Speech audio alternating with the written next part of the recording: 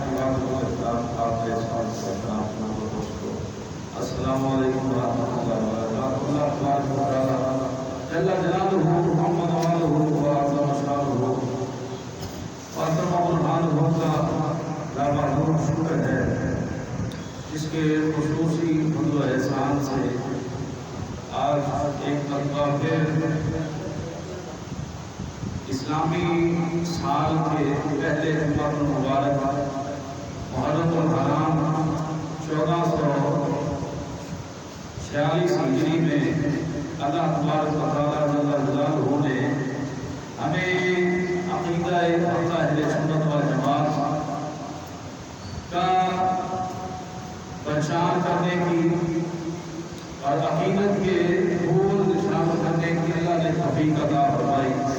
گرامی کرام، یہ وہ ماہ مکرم الحرام ہے، محرم الحرام، اس کے بارے میں نبی کریم علیہ السلام بہت زیادہ اہتمام فرماتے ہیں۔ رمضان شریف کے بعد زیادہ اہمیت اس مہینے میں روزوں کو دیتے، اور خاص کر کے یوم عاشور کا 10 محرم الحرام کا روزہ رکھنے کے حوالے سے نبی کریم علیہ السلام کی حدیث پاک کا مفہوم ہے، فرمایا کہ جو یہ روزہ رکھے تو امید ہے کہ اللہ تبارک و تعالیٰ اس کے پچھلے سال کے گناہ معاف فرما دیتا ہے۔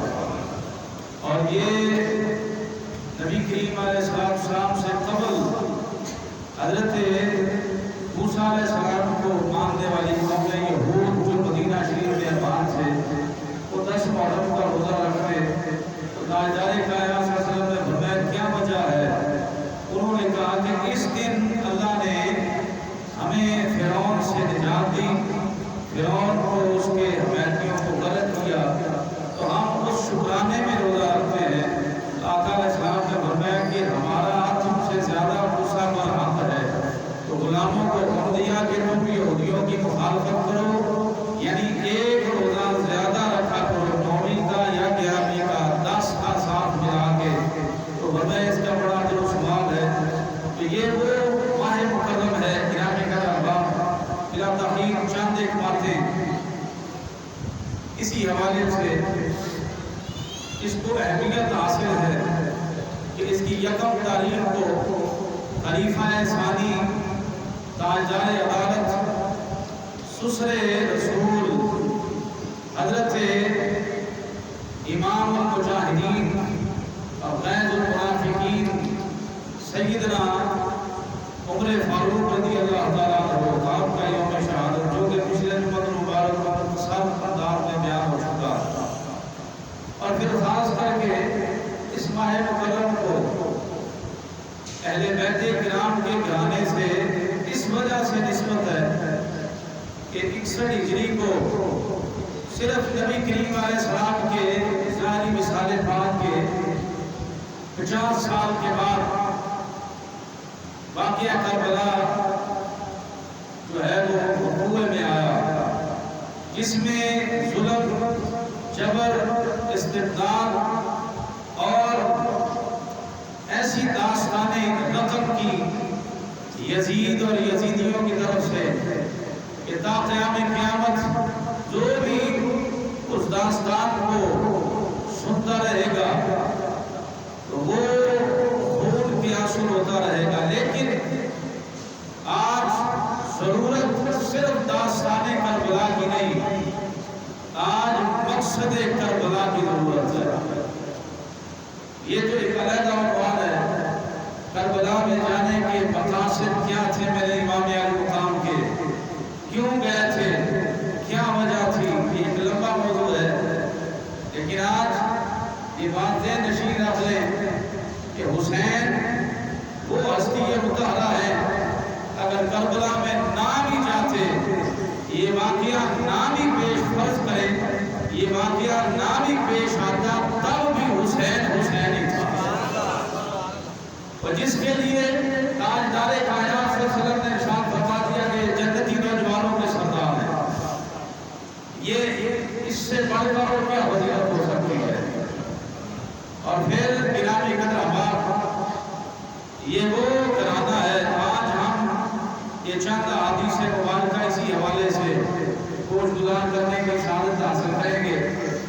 5 محرم الحرام ہے، حضرات حسنین کریمین، ان کی عظمت، ان کا شان، ان کا مقام و مرتبہ۔ اب یہ صرف حسین نہیں، حسنین، حسن و حسین، اور یہ حسن و حسین کا اکٹھا ذکر کرنا یہ صرف سنیوں کو حاصل ہے، یہ یاد رکھیں۔ آج لوگ حسین حسین کرتے نظر آئیں گے، اور جہاں دیکھو سبیل حسین، جہاں دیکھو ذکر حسین، جہاں دیکھو مقام حسین، جہاں دیکھو مجلس حسین۔ بھئی یہ کتنی بڑی ناانصافی ہے، مرید کا ذکر تو کرو، پیر کا ذکر نہ کرو، مفضول کا ذکر کرو، افضل کا ذکر نہ کرو، اعلیٰ کا ذکر نہ کرو، اس سے کم مرتبے والے کا ذکر کرو۔ تو یہ اللہ نے اعزاز اہل سنت و جماعت کو اور اعلیٰ حضرت کے ماننے والوں کو عطا کیا ہے کہ ہم محرم میں حضور کے یاروں کا بھی ذکر کرتے ہیں، اور بطور خاص حسن کا بھی کرتے ہیں اور حسین کا بھی ذکر کرتے ہیں۔ اس کی ایک وجہ ہے تاجدار کائنات صلی اللہ تعالیٰ علیہ وسلم کے ان نواسیوں کی عظمت اور مقام و مرتبہ۔ حدیث مبارکہ میں آیا ہے کہ امام حسن مصطفیٰ رضی اللہ تعالیٰ جو ہر اعتبار سے حسین سے اعلیٰ ہے، اور یہ یاد رکھیں امام حسن وہ ہے جو حسین کے پیر و مرشد بھی ہے، جو ہر اعتبار سے حسن جو ہے حسین سے اعلیٰ بھی ہے، اور بڑا بھائی ہونے کے ناطے سے آپ ہر اعتبار سے اعلیٰ ہے۔ اب حضرت مولا علی رضی اللہ تعالیٰ عنہ فرماتے ہیں کہ میرا بیٹا حسن سر سے لے کے اس وجہ سے ہم حسنین کا اکٹھا ذکر کرتے ہیں، صرف حسین حسین نہیں کرتے، ہم حسن اور حسین دونوں کا ذکر کرتے ہیں، اکٹھا ذکر کرتے ہیں۔ ایک تو وجہ یہ ہے کہ حدیث مبارکہ میں اکٹھا ذکر آیا، اکیلے کا ذکر نہیں آیا، اکٹھا ذکر آیا، دونوں بھائیوں کا اکٹھا ذکر آیا، یا ساتھ اپنے بیٹا حیدر قرار کا اور سیدہ النساء العالمین کا ذکر آیا، تو اکٹھا ذکر کرتے ہیں۔ حدیث مبارکہ میں ایک تو وجہ یہ ہے، اور دوسری وجہ یہ ہے کہ حضرت حیدر قرار فرماتے ہیں کہ میرا بیٹا حسن سر کے بالوں سے لے کے سینے تک میرے محبوب علیہ السلام کی تصویر ہے، یعنی شبیہ مصطفیٰ، اشبہ رسول اللہ صلی اللہ علیہ وسلم، سر سے لے کے سینے تک جو آمنہ کے لال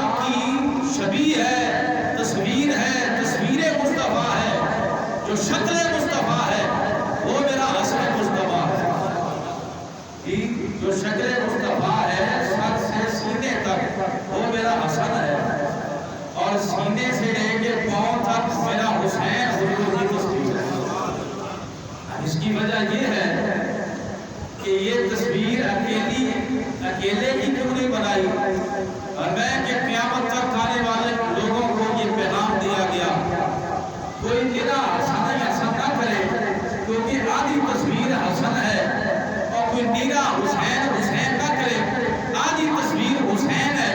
تو لہذا فرمایا کہ یہ تصویر دونوں میں بنا کے اس طرف اشارہ کر دیا، تصویر مکمل ہوگی، ذکر حسن بھی ہوگا، ذکر حسین بھی ہوگا۔ تو یہ ایک وجہ یہ ہے کہ مکمل یہ ایک تصویر ہے، اگر آپ آدھی تصویر نام کے نیچے والی تصویر پکڑ کے پھرتے رہیں گے تو کیا پتہ چلے گا یہ کس کی تصویر ہے؟ تو تصویر تو تب ہی مکمل ہوگی نا جو اوپر والا حصہ بھی ہو اور نیچے والا حصہ بھی ہو۔ اور صحابہ کرام رضوان اللہ علیہم اجمعین کہتے ہیں جو ہمہ وقت حضور کے رخ زیبا سے اپنی نظروں کی پیاس بجھاتے رہتے تھے اور زیارات مصطفیٰ سے مستفید ہوتے رہتے تھے، تو وہ کہتے ہیں کہ جب جی اور جب دل بے چین اور بیقرار اور بے قرار ہوتا تھا تو ہمارا دل مچلتا تھا کہ یار ہوئے یار کو دیکھا جائے، حضور کی صورت کو دیکھا جائے۔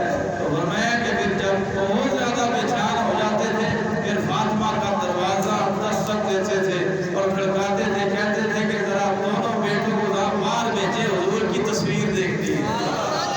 تو یہ تصویر مصطفیٰ ہیں، اکیلا نہیں، دونوں تصویریں مصطفیٰ ہیں۔ اور اپنے وقتوں میں اہل سنت کو یا رسول اللہ کہنے والوں کو ناز ہونا چاہیے کہ الحمدللہ ہم آدھی تصویر کا ذکر نہیں کرتے، ہم مکمل تصویر کا ذکر کرتے ہیں۔ اور حدیث مبارکہ میں بھی اسی طرح ہے۔ آئیں گرامی قدر احباب، اللہ تبارک و تعالیٰ جل جلالہ نے قرآن عظیم قرآن رشید میں ارشاد فرمایا قُلْ لَا أَسْأَلُكُمْ عَلَيْهِ أَجْرًا إِلَّا الْمَوَدَّةَ فِي الْقُرْبَى۔ محبوب اعلان فرما دو میں تم سے کسی چیز کا مطالبہ نہیں کرتا، کوئی شے میں تم سے نہیں مانگنا چاہتا، کوئی شے حاصل نہیں کرنا چاہتا، إِلَّا الْمَوَدَّةَ فِي الْقُرْبَى، اور میں میرے قریبیوں سے، میرے اہل بیت سے، میرے گھر والوں سے محبت کرنا، میرے گھر والوں سے مودت کرنا۔ اس کے شان نزول کے بارے میں حضرت ابن عباس عبداللہ بن عباس رضی اللہ تعالیٰ عنہ فرماتے ہیں کہ صحابہ کرام رضوان اللہ علیہم اجمعین نے مشورہ کیا کہ یار ہجرت مدینہ شریف کے بعد آقا علیہ السلام کے مصالح دینی امور اتنے کام ہیں، اتنے کاموں میں مشغول و مصروف ہونے کی وجہ سے جو مال و دولت اور اخراجات ہیں اس کا فقدان ہے آقا علیہ السلام کے پاس۔ لہذا سب نے مشورہ کیا چلو بھئی آپس میں پیسے اکٹھے کرتے ہیں اور حضور کے آستانے میں جا کے نذرانے پیش کرتے ہیں، حضور کا گزر اوقات اور یہ معاملات بھی ہو جائیں گے۔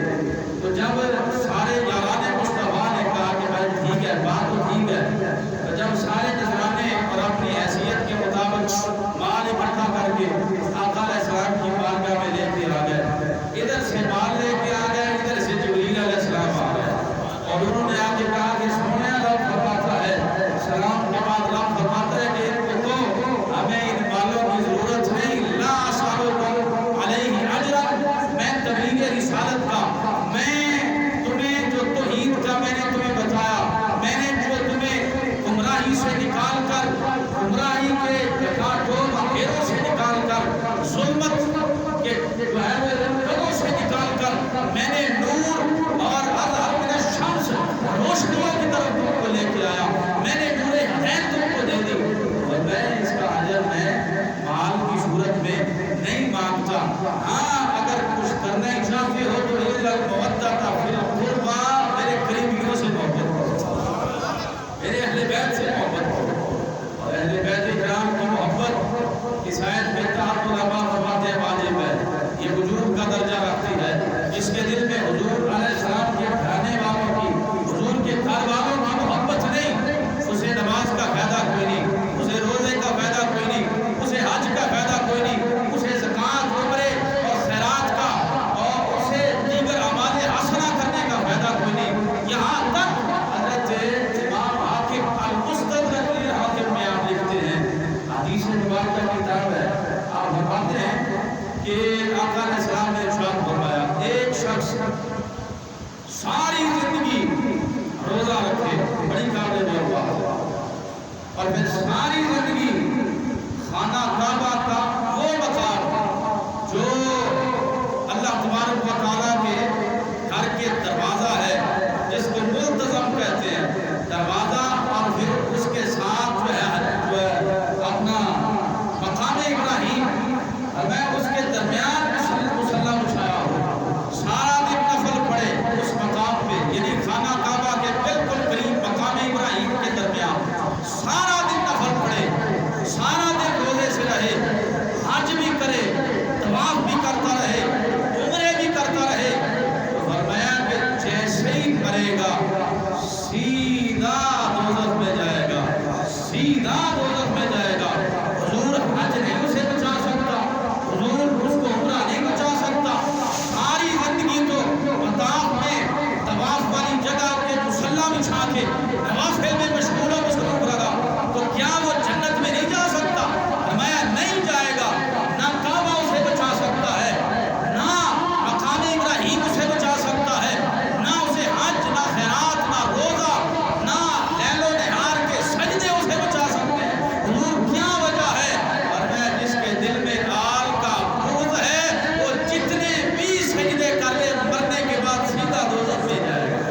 اب دیکھیں کتنا بڑا مقام ہے، خانہ کعبہ ہے، مقام ہے، مقام ابراہیم ہے، حالت روزہ ہے اور نوافل ہے، ساری زندگی وہاں میں گزار دی، لیکن آقا علیہ السلام فرماتے ہیں دل میں بغض آ گیا، بغض اہل بیت اطہار ہے، وہ بندہ مرتے ہی دوزخ میں چلا جائے گا۔ اسی لیے فرمایا کہ اہل بیت، نبی کے گھر والوں کا، نبی کے اہل بیت اطہار کا جنابی علی پیار، ان کی عقیدت، ان کی محبت، یہ واجب ہے۔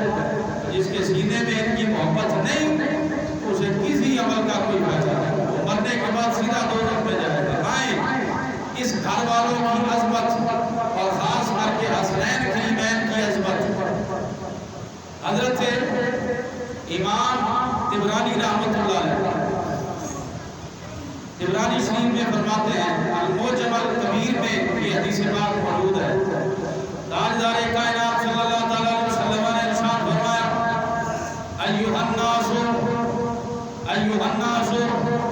الا اخبرکم بخیر الناس، اے لوگوں میں تمہیں یہ نہ بتاؤں کہ سب میں افضل کون ہے، لوگوں میں افضل ترین کون ہے، جدہ و جدہ، نانا اور نانی کے اعتبار سے، الا اخبرکم بخیر الناس اما و امہ، میں تمہیں یہ نہ بتاؤں کہ لوگوں میں سب سے بہترین چچا اور چاچی کے اعتبار سے کون ہے، الا اخبرکم بخیر الناس خالہ و خالۃ، اور میں تمہیں یہ نہ بتاؤں لوگوں میں سب سے بہترین خالہ اور ماموں کے اعتبار سے کون افضل ہے، الا اخبرکم بخیر الناس ابا و امہ، لوگوں میں سب سے بہترین ابا اور اماں کی وجہ سے کون افضل ترین ہے۔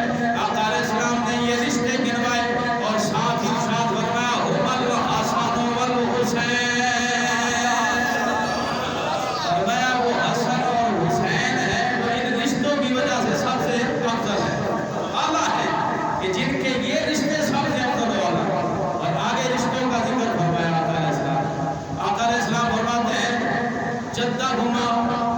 جدہما رسول اللہ، یہ وہ ہے جن کا نانا رسول اللہ ہے، وجدتہما خدیجہ بنت خولید، فرمایا کہ جن کی نانی حضرت خدیجہ الکبریٰ ہے، اور فرمایا کہ وہ امہما فاطمہ بنت رسول اللہ صلی اللہ علیہ وسلم، فرمایا جن کی اماں حضرت فاطمہ الزہرا ہے، وابوہما علی بن ابی طالب، جن کا ابا علی بن ابی طالب ہے، وعمہما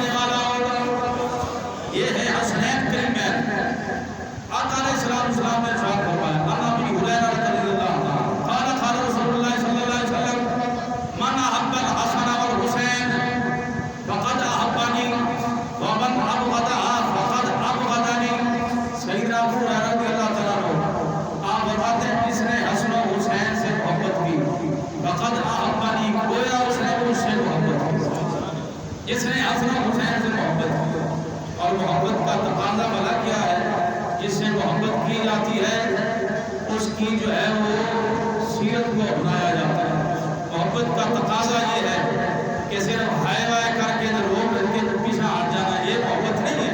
محبت یہ ہے کہ جیسے انہوں نے دین اور شریعت اور جو ہے وہ دین کے لیے قربانیاں دی، وہ جذبہ اور وہ الہیت، وہ خشیت الہی بھی ہو. محبت صرف زبان سے نہیں ہوتی، عمل سے ہوتی ہے، کردار سے ہوتی ہے. آقا علیہ السلام نے فرمایا جس نے ان سے بغض رکھا اس نے مجھ سے بغض رکھا. حضرت امام ابن ماجہ نسائی احمد یہ روایت کرتے ہیں اور حضرت ابی سعید خدری رضی اللہ تعالیٰ بڑی معروف حدیث ہے. آقا علیہ السلام نے فرمایا قال قال رسول اللہ صلی اللہ علیہ وسلم الحسن والحسین سیدہ شباب اہل الجنہ.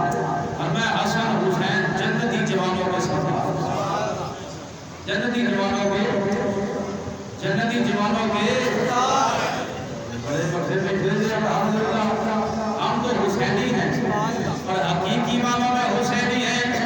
یہ وہ گھرانہ ہے، یہ وہ افضل ترین گھرانہ. یہ میں نے عربی کی یہ چند حدیث مبارکہ، باقی بہت ساری، لیکن یہ آپ نے شروع سے یہ 5-7 حدیثیں ہو گئی ہیں. کسی حدیث میں بھی اکیلے حسین کا ذکر نہیں. حسن پہلے بعد میں حسین، حسن پہلے بعد میں حسین. اسی لیے فرمایا اللہ اللہ نبی کا گھرانہ، اللہ اللہ نبی کا گھرانہ. یہ گھرانہ وراء الورا ہے، اس میں حسنین ہے، فاطمہ ہے. اس گھرانے میں مشکل کشا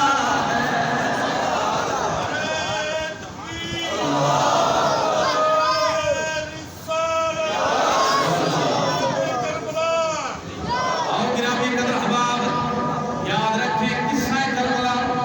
ہائے لٹے گئے، مارے گئے، یہ کوئی کم دی گل نہیں. وہ کم دی گل ہے. میرا حسین شیر خدا کا بیٹا ہے اور شیر کا بیٹا شیر ہی ہوتا ہے. اور گرامی قدر احباب باقی یہ رہا امتحان تھا کربلا کے میدان میں.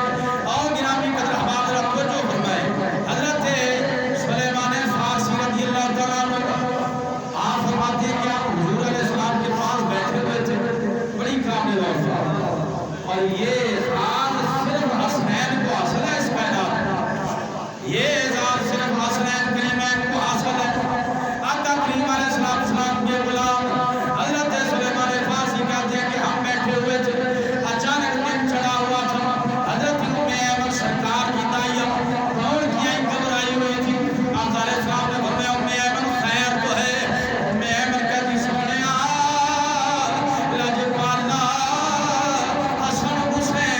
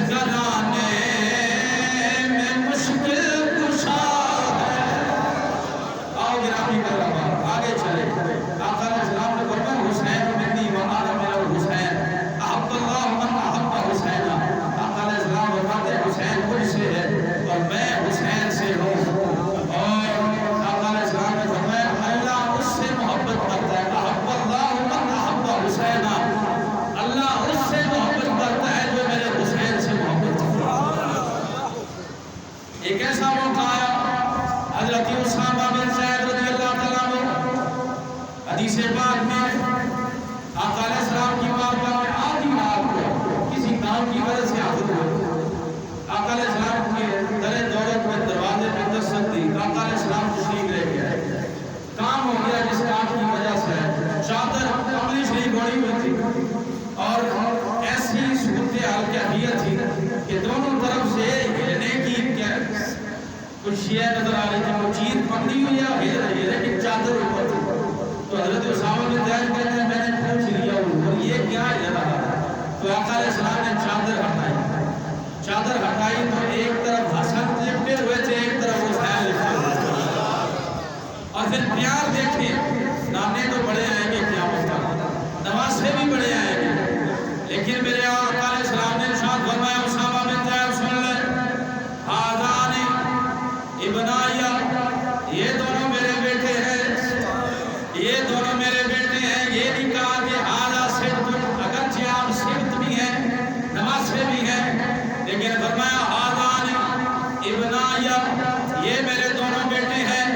وابنا ابنتین, فرمایا میری بیٹی کے بیٹے ہیں. اور ساتھ ہی میرے آقا علیہ السلام نے دعا کے لیے ہاتھ اٹھائے اللہم احبہما, یا اللہ میں دونوں سے محبت کرتا ہوں. اللہم احبہما, یا اللہ میں دونوں سے محبت کرتا ہوں. فاحبہما, یا اللہ تو بھی ان سے محبت کر. واحب من یحبہما, جو ان سے محبت کرے تو ان سے بھی محبت کر. جو ان سے محبت کرے وہ ان سے بھی محبت کر. اور یہ دعائے رسول ہے. آقا علیہ السلام نے دعا کی اور یاد رکھیں حضور کی دعا ہو وہ قبول نہ ہو, دعائے رسول ہو وہ قبول نہ ہو. دعا کروانے کے لیے آج ہم بزرگوں کے پاس جاتے ہیں اور لوگ کہتے ہیں کہ یار ساڑھے دی بھی دعا کرایا جو بزرگوں کو چلے گئے. ایسے ہی بات ہے, بابا جی سے ہمارے لیے بھی دعا کروا, دادا صاحب چلے گئے ساڑھے دی بھی دعا کروا. تو یہ آج کا مسئلہ نہیں ہے, یہ 1400 سال پہلے کا معاملہ ہے. اگر کوئی حدیث پاک پڑھے تو پتہ چلتا ہے. حضرت حذیفہ رضی اللہ تعالیٰ ایک دن مغرب سے پہلے کہنے لگے امی میں آج مغرب کی نماز حضور کے پیچھے پڑھ گیا. تو دور علاقے ان کا گھر تھا.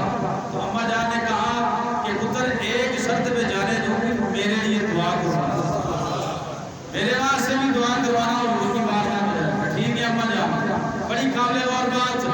تاجدار کائنات صلی اللہ علیہ وسلم کی بارگاہ میں آئے, مغرب کی نماز پڑھی.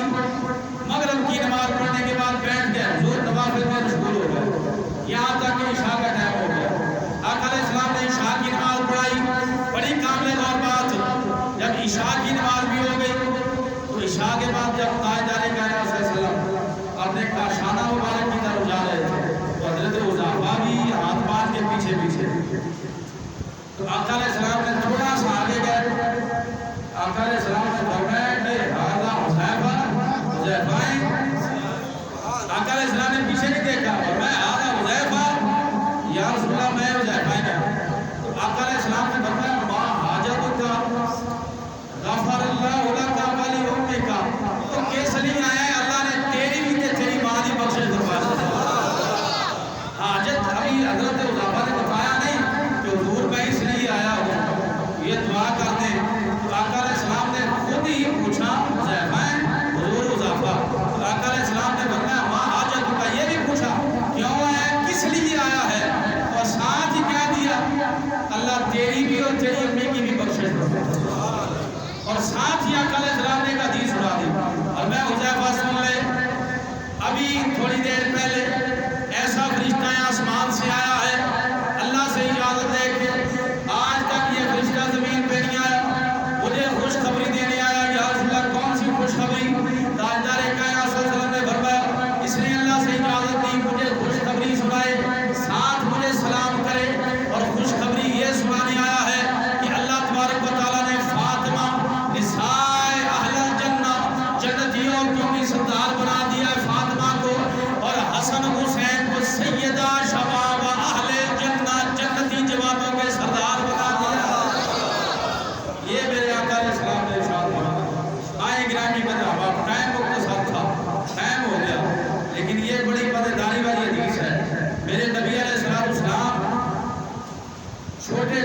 وقت نہیں سکھاتے تھے ادھر لڑنا کیسے ہے، بیٹا کشتی کیسے کرنی ہے۔ تاجدار کائنات صلی اللہ تعالیٰ القابل تاریخ میں موجود ہے، تاجدار کائنات صلی اللہ تعالیٰ علیہ وسلم نے فرمایا کہ چل بھی حسن حسین سے ذرا کشتی کرنا۔ یہ دونوں آپس میں کشتی کر رہے ہیں، بڑی قابل اور بات، جب دونوں کشتی کر رہے ہیں تو کشتی کے دوران آقا علیہ السلام فرماتے ہیں حیا حسن حیا حسن، حیا کا مطلب بلے، شاوا شاوا اللہ شہری دینا، جیسے قرآن کو کہتے ہیں اللہ بھی ادھروں پھڑ اور اینج پھڑ، اب ایسے کر، تو آقا علیہ السلام قرب بتا رہے ہیں، حسن کو فرماتے ہیں حیا حسن شاوا حسن بلے حسن۔ جب تھوڑی دیر گزری سیدۃ النساء العالمین مامات مامائیں اللہ اللہ ماور کی دنیا تے ٹھنڈی چھان اس نے پوچھو کس دے سر تے ماں نہیں۔ حضرت جناب علی فاطمہ زہرا تڑپ گئی اور میں حضور گستاخی معاف، آپ بار بار فرماتے ہیں حیا حسن بلے حسن شابہ حسن، حسن ایسے کر حسن ایسے کر۔ اگر یہی کہنا ہے تو حسین کو آپ کیوں نہیں کہہ رہے، یہ بھی تو آپ کا نواسا ہے، اس کو بھی حیا حسین کہیں۔ آقا علیہ السلام نے فرمایا پتر اس کی ضرورت نہیں، یا رسول اللہ کیسے ضرورت نہیں، فرمایا انی ارا ما لا ترون واسمع ما لا تسمعون، پتر جو میں دیکھ رہا ہوں تو نہیں دیکھتی، جو میں سنتا ہوں تو نہیں سنتی۔ ابا جی کیا سمجھ نہیں، تو فرمایا کہ انا جبریل علیہ السلام، اے جبریل کھلوتے رہے حسین دی طرفوں، میں ادھر کہتا ہوں حیا حسن، ادھر سے جبریل کہتے ہیں حیا حسین، ادھر سے جبریل کہتے ہیں حیا حسین، تجھے نظر نہیں آ رہا، یہ وہ گھرانہ ہے جس کی عظمت، جس کا شان، جن کا مقام ایسا بیان ہوا کہ رب کائنات جل جلالہ نے فرمایا لوگو یہ وہ گھرانہ ہے، انما یرید اللہ لیذہب عنکم الرجس اہل البیت ویطہرکم تطہیرا، فرمایا یہ وہ گھرانہ ہے اللہ نے ان سے ہر ناپاکی اور ہر نجس کو دور فرما دیا ہے۔ تو گرامی قدر احباب، اہل بیت طہار حسنین کریمین کی عظمت اور شان کون بیان کر سکتا ہے، لیکن ٹائم چونکہ ہو چکا، صرف اتنے الفاظ کہتے ہوئے بڑی کامل اور بات ہے۔ حسنین کے دو نین پہ 100 نین والی، حسنین کے دو نین پہ 100 نین والی، اور 100 نین کیا چیز ہے، کو نین والی، یہ وہ ہستیاں ہیں جن کی محبت واجب ہے، اور یہ یاد رکھیں 10 دن کے لیے واجب نہیں ہے، ساری زندگی واجب ہے، ساری زندگی واجب ہے۔ اور دوستانیہ جو ٹائم چھوٹے ہو چکا، اور یہ مسئلے کی بات یاد رکھنے، ایسے بھی یہ میں نے ایک دن شہادت فاروق اعظم کے حوالے سے ہم نے کہا تھا نماز کے بعد لوہے نہیں سننے، مریضیے نہیں سننے، اور ایسا کلام نہیں سننا جس میں حسین کی بے بسی نظر آئے۔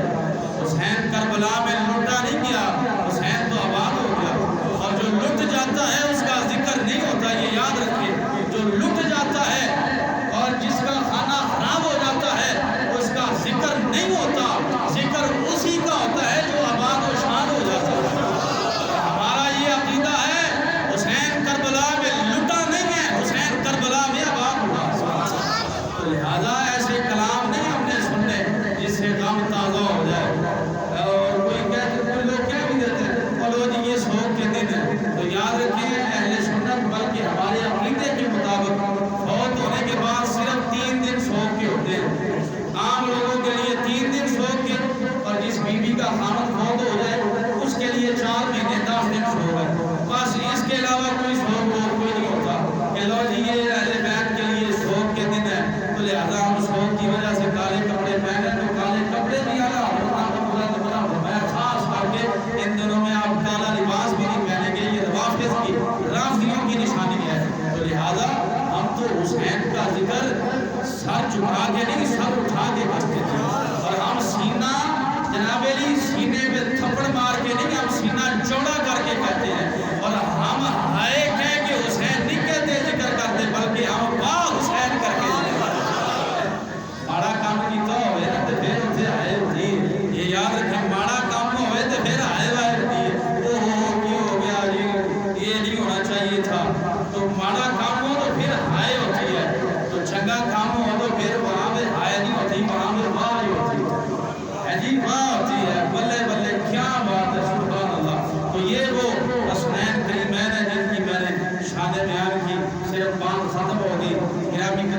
چونکہ 10 محرم الحرام شریف بالکل قریب ہے، ہم نے کردار حسینی کو دیکھنا ہے، ہم نے افعال حسین کو دیکھنا ہے، ہم نے سب کے کربلا اثر کرنا ہے، نہ کہ صرف واقعہ، نہ کہ صرف یہی چیزیں کہ پانی بند ہو گیا، ایسا ہو گیا، وہ ہو گیا، ایسا ہو گیا، خیمے سڑ گیا، جو یہ تو باتیں ہوتی ہیں، لیکن یہ مقصد نہیں ہے۔ مقصد جو میرے امام کا تھا، ایمانداری سے بتائیں، کربلا میں صرف 3 کردار تھے، ایک حسینی کردار تھا، ایک یزیدی کردار تھا، ایک کوفی کردار تھا۔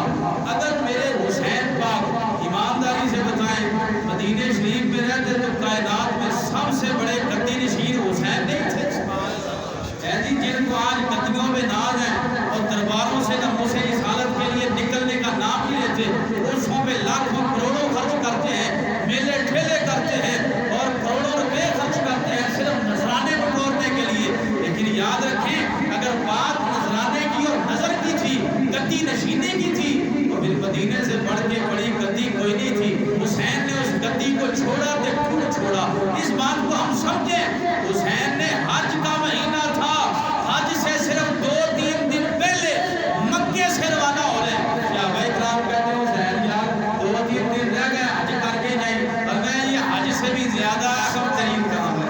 تو لہٰذا پتہ چلا یہ ٹوپی، یہ تسبیح، یہ مصلی، یہ نماز، یہ حج، یہ زکات، یہ بعد میں ہے، پہلے دین کی بقا ہے، پہلے دین کی اہمیت ہے، پہلے دین کی نشو و اشاعت ہے۔ تو دین کی اہمیت اور غیرت نہیں جس کے اندر، اس کو مصلی میں بیٹھنے کا کیا فائدہ، تسبیح پھیرنے کا کوئی فائدہ نہیں، نماز، روزہ، حج، زکات۔ اور میں کہ جب دین پہ معاملہ آ جائے تو پھر حسین مکے میں رہ کے حج نہیں کرتے، کربلا کو جا کے قبلہ شہید کرواتے۔ گرامی قدر احباب، یہ کردار تھا حسین پاک کا، حسینی کردار کہ حق کا علم بلند کرنا ہے اور حق کا بول بالا کرنا ہے۔ یہ حسین کا مشن تھا کہ وہ جھوٹ کے خلاف تھے، وہ بربریت اور ظلم کے خلاف اٹھے تھے۔ اور ایک طرف یزیدی کردار ہے جو جھوٹ کے علم بردار تھے، جو باطل کے علم بردار تھے۔ اور تیسرا کردار کوفیوں کا تھا کہ وہ چپ کر کے بیٹھے تھے، نہ ادھر تھے نہ ادھر تھے، نہ ادھر تھے نہ ادھر تھے، وہ چپ کر کے تماشا یہ سانوں کی لگے معاملہ ہو رہا ساڑھے نال کی۔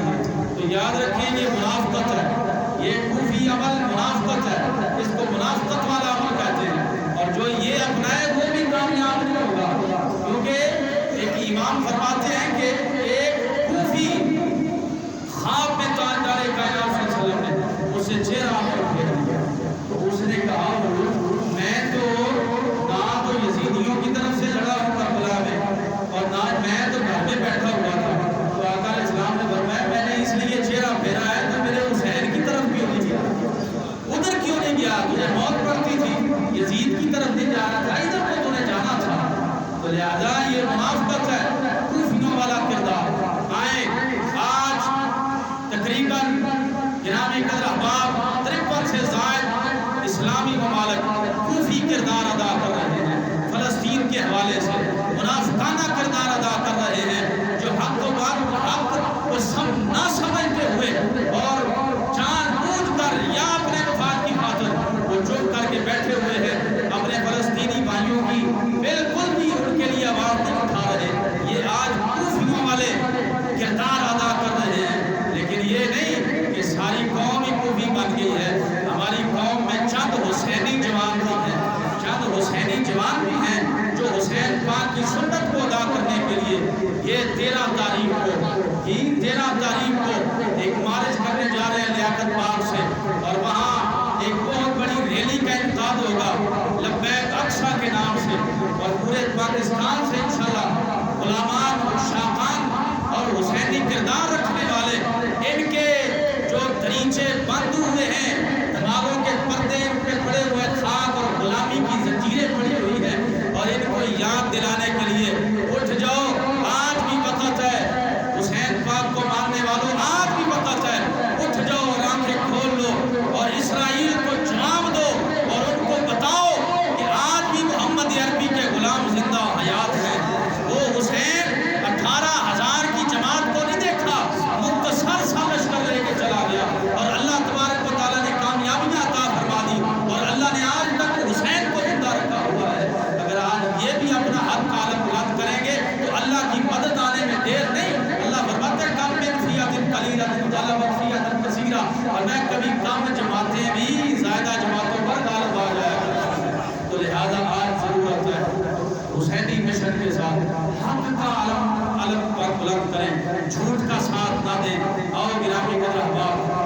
پاک کی سیرت پاک میں